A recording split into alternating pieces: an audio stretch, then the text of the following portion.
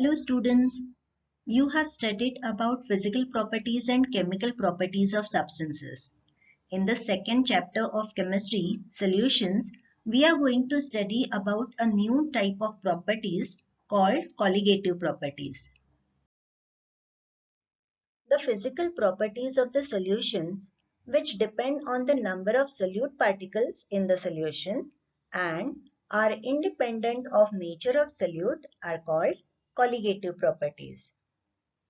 Let us consider 1 molar glucose solution and 1 molar urea solution. 1 molar solution contains 1 mole of solute in 1 dm cube of solution.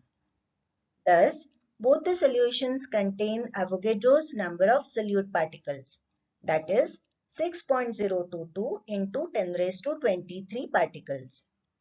So the magnitude of a colligative property of the two solutions will be same as they have same number of solute particles.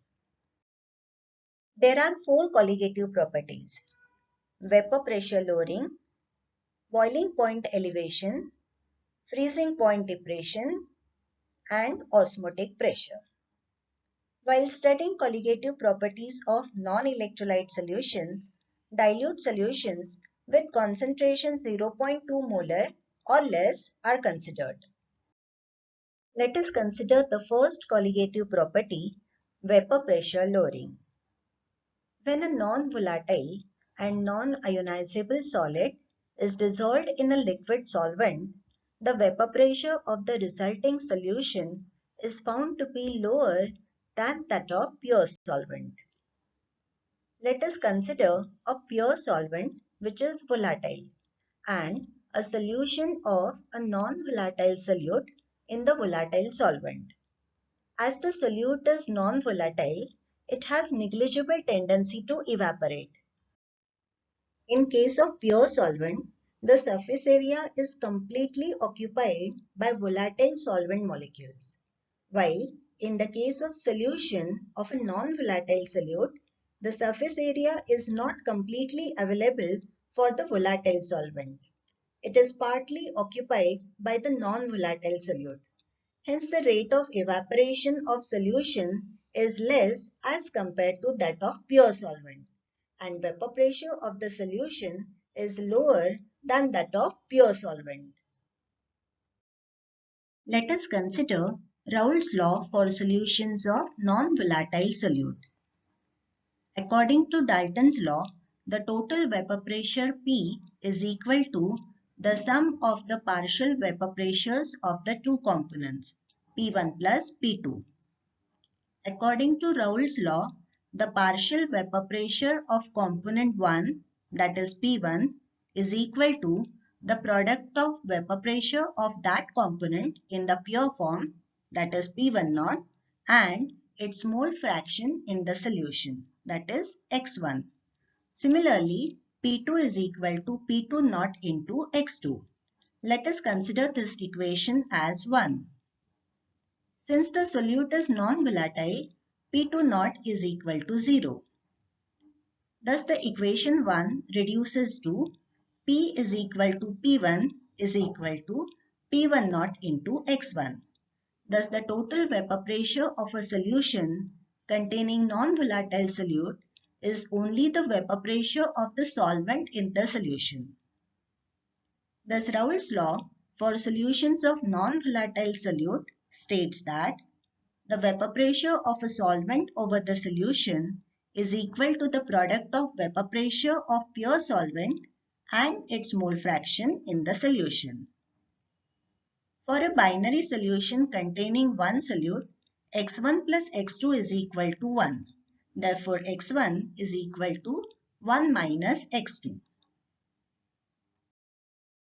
Now, P1 is equal to P1 naught into x1. Substituting x1 as 1 minus x2, we get P1 is equal to P1 naught into bracket 1 minus x2. Opening the brackets, P1 is equal to P1 naught minus P1 naught into x2. This equation can be written as P1 naught minus P1 is equal to P1 naught into X2. The left-hand side of the equation indicates the difference between vapor pressure of pure solvent and vapor pressure of the solution. This P1 naught minus P1 is denoted by delta P. Therefore, delta P is equal to P1 naught into X2. Delta P is called lowering of vapor pressure. From equation 2, it is clear that delta P depends upon X2, that is on the number of solute particles. Hence, lowering of vapor pressure is a colligative property. Relative lowering of vapor pressure is lowering of vapor pressure with respect to that of pure solvent. Relative lowering of vapor pressure is the ratio of lowering of vapor pressure of a solvent, that is delta P, to the vapor pressure of pure solvent P1 naught. Thus, relative lowering of vapor pressure is equal to delta P upon P1 naught.